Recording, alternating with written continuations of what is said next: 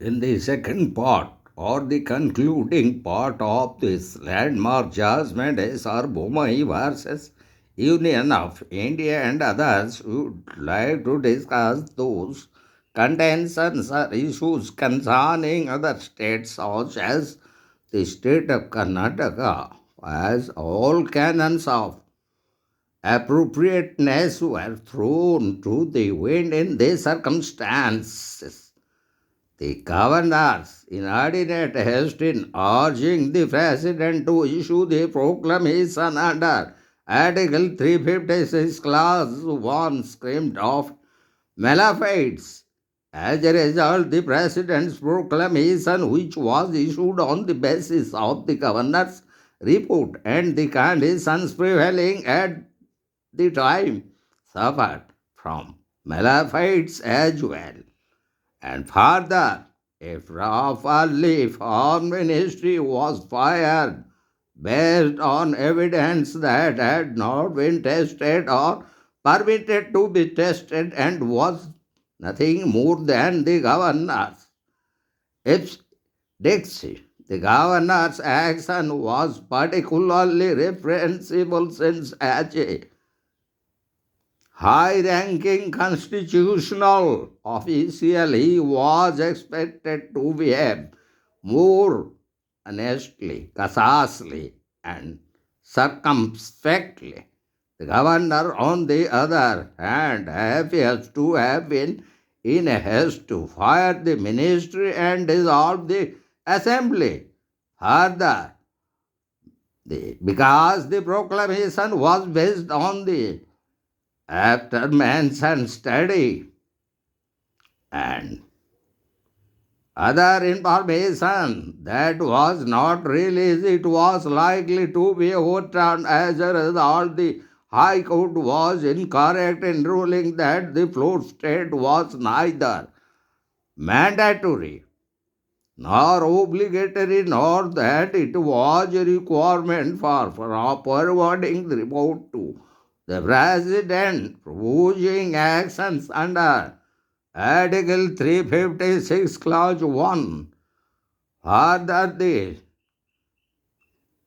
Respondent of State of Karnataka raised the High Court was also incorrect in concluding that the facts provided in the governor's report were not immaterial when the governor proceeded to deliver his unconfirmed opinion in the subject without first determining whether the chief minister's or 7 MLA's retraction was genuine or not.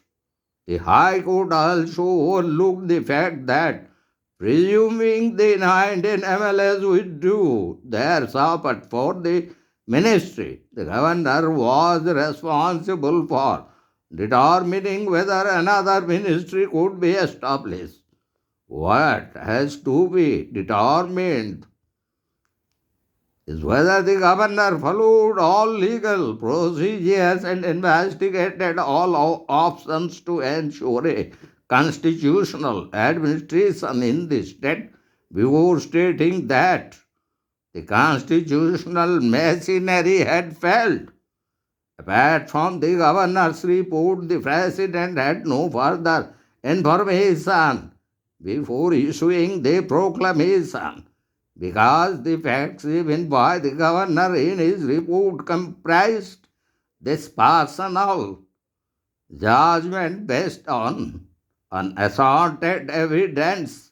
They could scarcely be considered to create objective material on which the President might have acted under these circumstances. As a result, the proclamation issued was null and void. And as for the statements contentions of the state of Meghalaya, the unfavorable occurrence demonstrates the governor's unwarranted haste to the ministry and dissolve the assembly, as well as his failure as a constitutional functionary to recognize the orders of this court's finding legal implications and to give effect to them was the Union Council of Ministers, elected to advise the President on whether or not to issue the proclamation on the subject matter. The material before the President was not only unreasonable but also inspired by factual and legal errors. As a result, the proclamation was to be declared null and void, and the contention and the issues as legal. In other state, the governor should have enabled Bhamaju to put his strength to the state on the house floor. This was especially true because the Chief Minister Sri Sirna had already given the governor his resignation. This is despite the fact that governor stated in his report that no fewer than 11 governments had been formed in the preceding 25 years, and that according to his information, the Congress MLAs were enticed by monetary benefits, resulting in an incredible lack of political morality and complete disregard for the wishes of the electorate. Although the 10th schedule was added to the constitution to discourage political defections, it did not restrict the creation of a new political party provided it had support of at least one-third of the members of the current parliamentary party. The proclamation issued was unlawful since Bhanuju was not given the opportunity to demonstrate his strength on the House floor, as he claimed, and to establish the ministry. Now we would like to discuss those issues again relating to state of Madhya Pradesh, Rajasthan and Himachal Pradesh in the very context of secularism. The President's action in dismissing the ministry and dissolving the legislative assemblies of the state of Madhya Pradesh, Rajasthan and Himachal Pradesh in response to the proclamation dated December 15, 1992 are not unconstitutional. By implication, Article 14, 15, Article 16, Article 26, Article 13 and Article 44 restricts the development of a theocratic state and prohibits the state from associating with or favoring any specific religion, religious group or denomination. The state is required to respect all religions, religious groups and denominations equally. Whatever may be the state's attitude towards religion, religious sects and denominations, religion cannot be merged with any of the state's secular activities. Encroachment of religion into secular activities in fact completely forbidden. The clauses of the Constitution demonstrate this. The fact that the state tolerates one or more faiths does not constitute it a religious or theocratic state.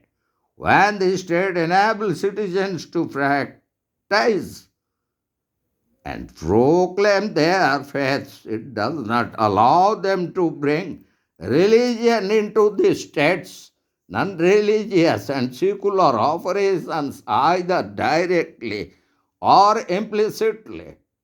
Religion is only free and tolerated to the extent that it allows for the pursuit of a spiritual life, that is, distinct from the secular existence. The latter is only concerned with the activities of the states.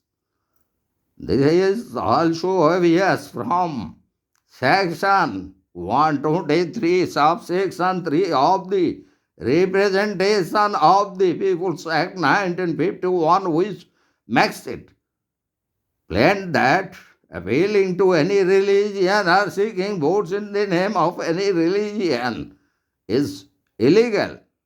To construe the provisions in any other way would be to undermine their aim and purpose.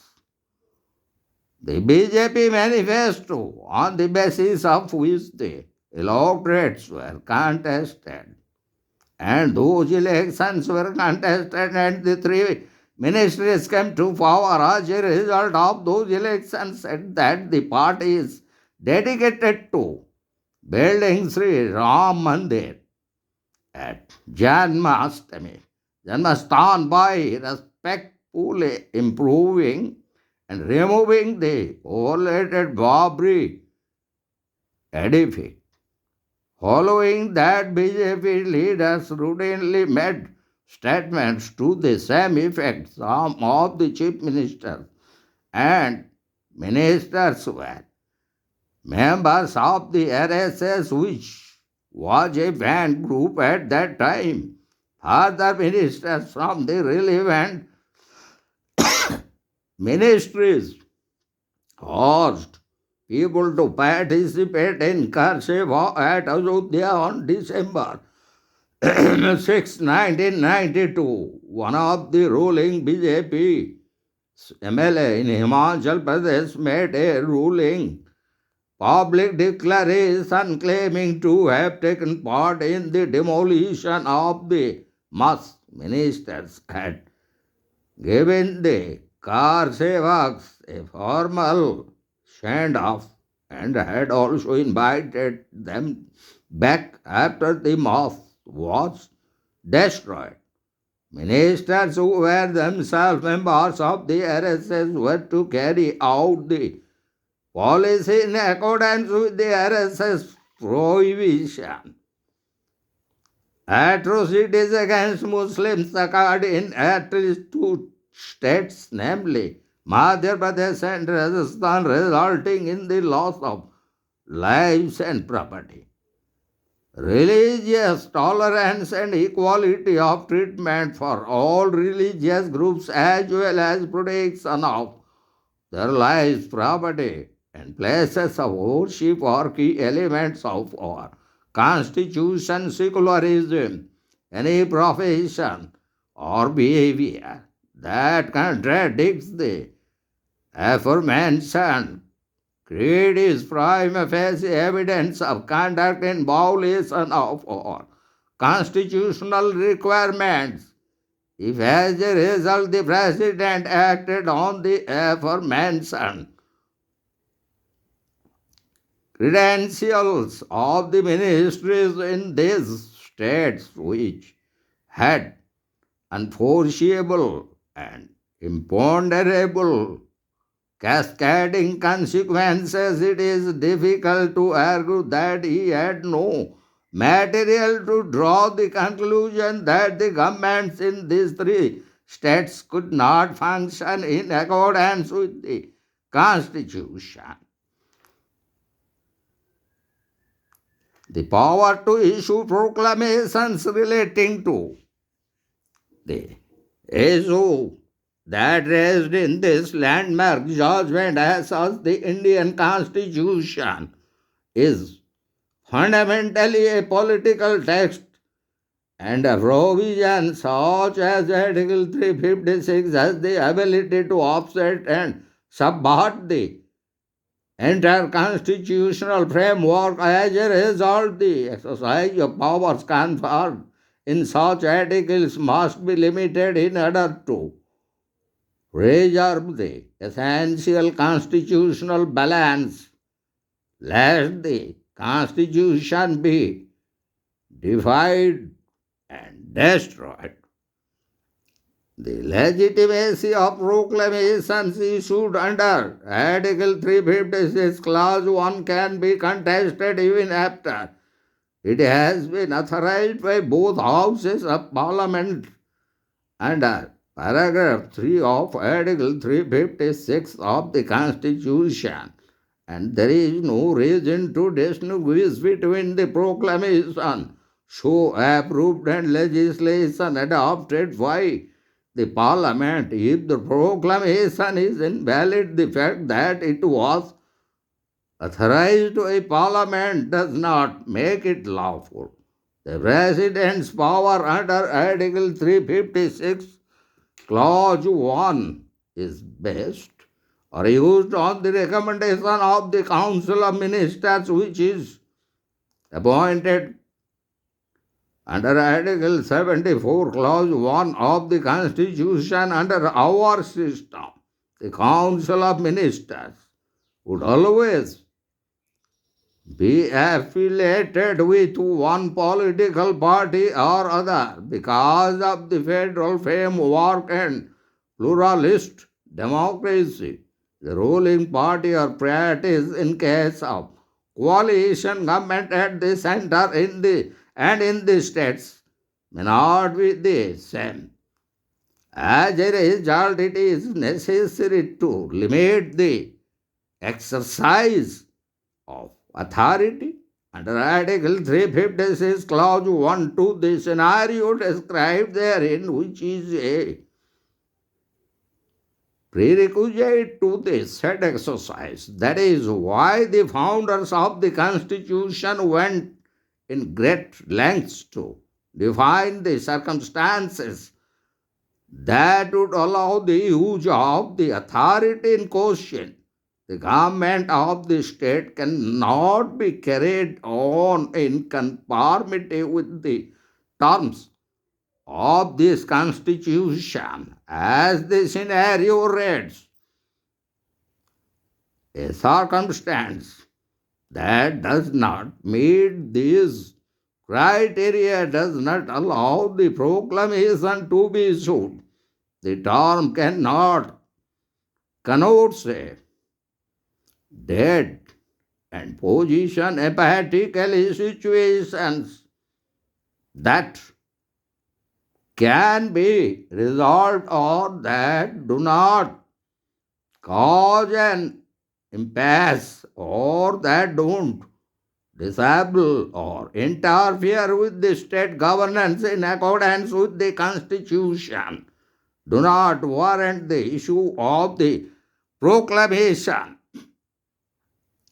As under Article 356 of the Constitution, so a circumstance covered by this article is one in which the state government cannot function in conformity with the provisions of the Constitution. The term does in fact conjure up a variety of scenarios. So, judicial review and the power to issue proclamation is our further concern in relation to the proclamation under Article 356, Clause 1.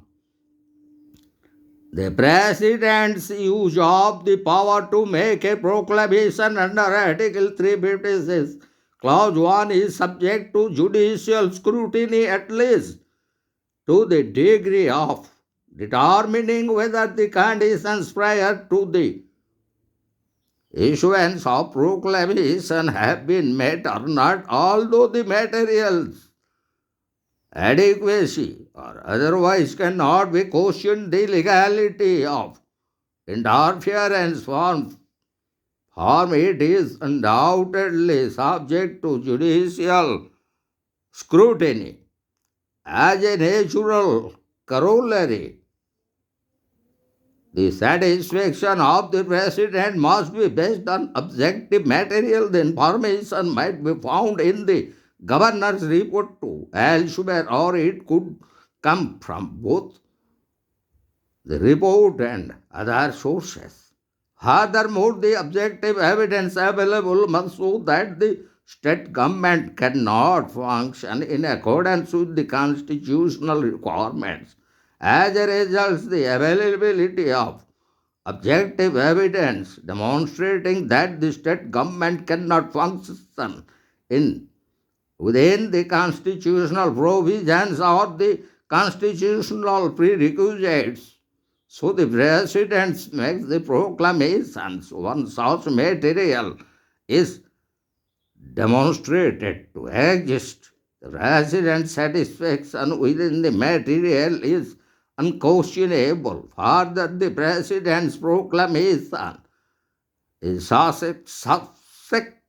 susceptible to dispute if there is no such objective material before him, or if the material before him does not fairly imply that the state's government cannot be carried out in accordance with the constitutional provisions.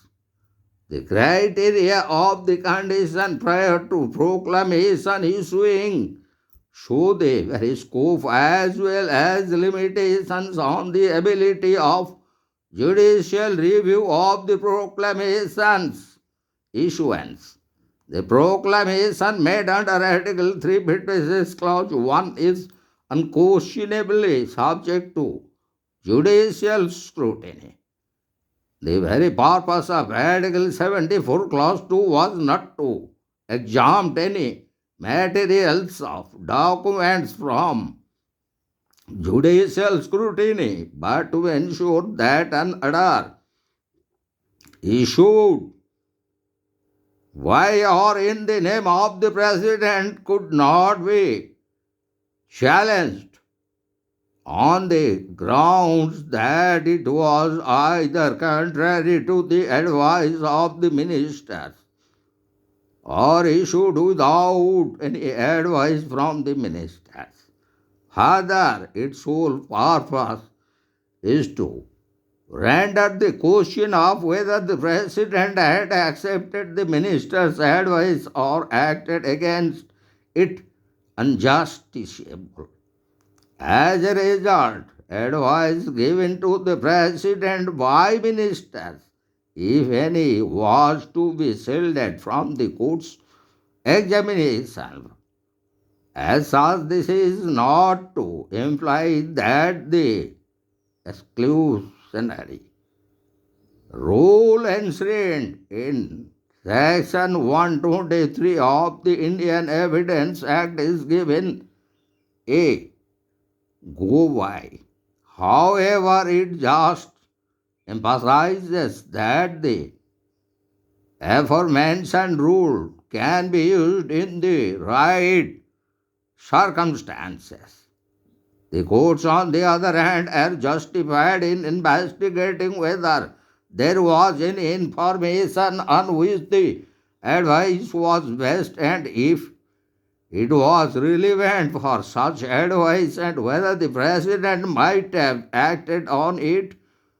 As a result, when the courts investigate the existence of such material, the bar included in Article 74, Clause 2 does not preclude from learning of the material's true existence.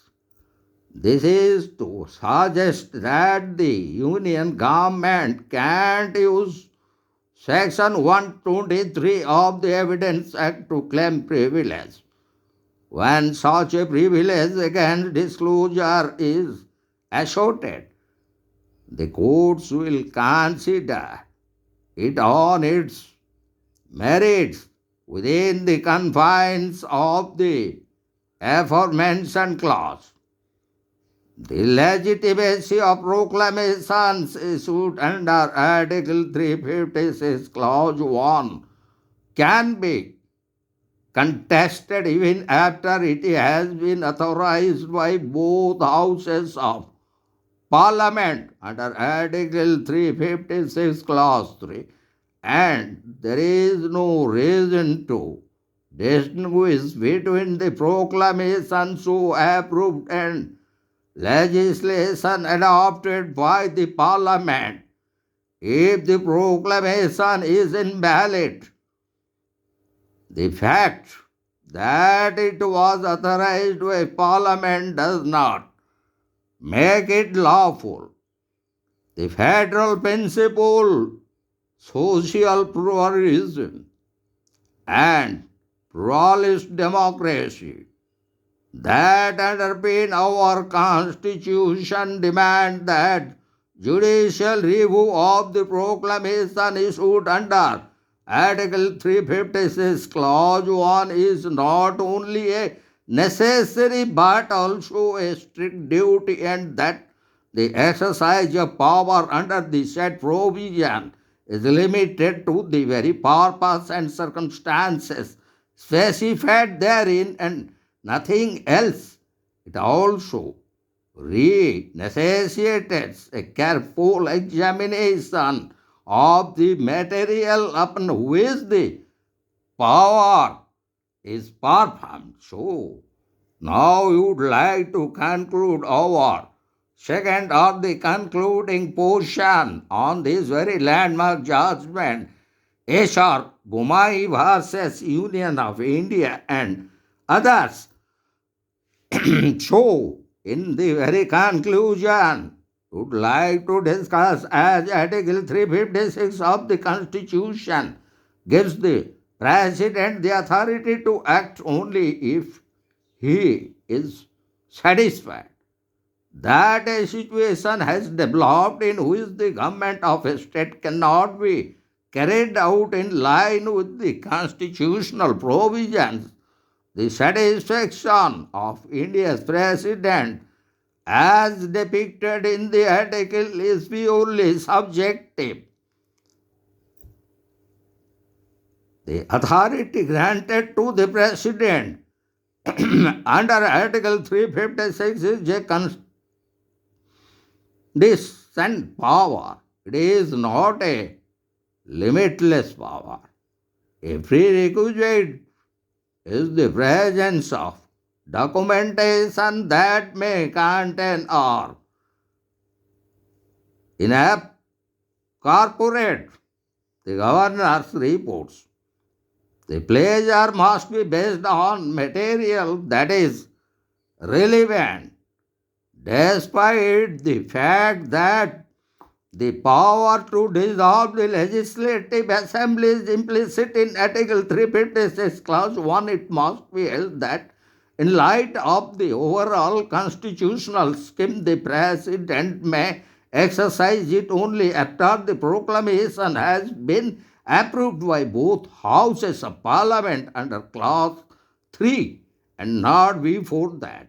Until such times comes, the President can only suspend the Legislative Assembly by suspending the provisions of the Constitution relating to the Legislative Assembly as under Clause 1, subclause C.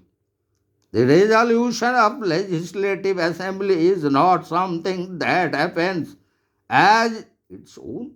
It should only be used if it is deemed to be required to achieve the proclamation's very objective or goals. Only when the scenario indicated by the clause, that is Clause 1, arises can the proclamation be issued. The government must live in such a circumstance. There is no way to believe that the President may take cover or what of the state government tax and powers while retaining the state governments in power. Two governments cannot exist in the same sphere. As under Article 74, Clause 2 simply prohibits an investigation into whether any, and if so, what advice was given to the President by the ministers. It does not preclude the court from requesting that the Union of India have to provide evidence on which the President based his satisfaction. So the very proclamation, if it is declared invalid, the court has the authority to reinstate the dismissed government and also the respective legislative assembly if it has been dissolved or suspended. In this scenario, the court has the authority to declare that activities performed, orders issued, and laws enacted during the time the President's proclamation was in effect would be unaffected and considered as legal.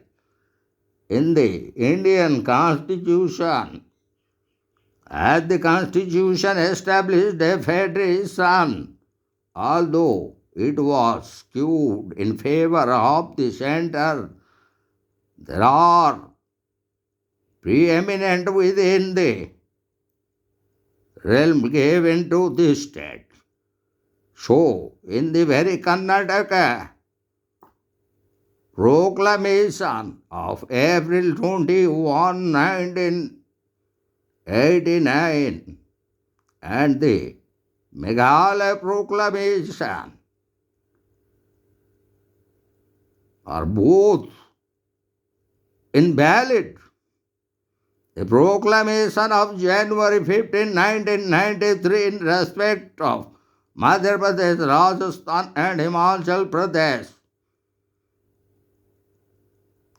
and in particularly are not unconstitutional, and in deciding this landmark judgment, the 9 constitutional bench consisting 9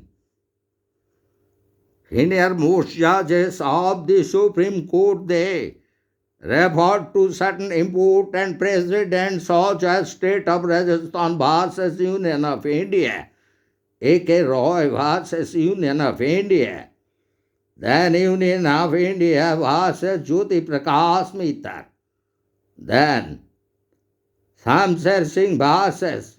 Union of India.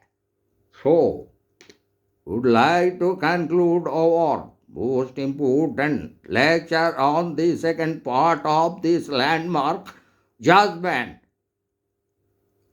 S.R.Bommai vs. Union of India and others in regards to imposition of the President's rule or state emergency as per the provisions under Article 356, Clause 1 of the Constitution on the very question of Governor's report, which is a kind of discretionary power of the Governor in reporting to the President of India, in particular in case of breakdown of the constitutional machinery of a state.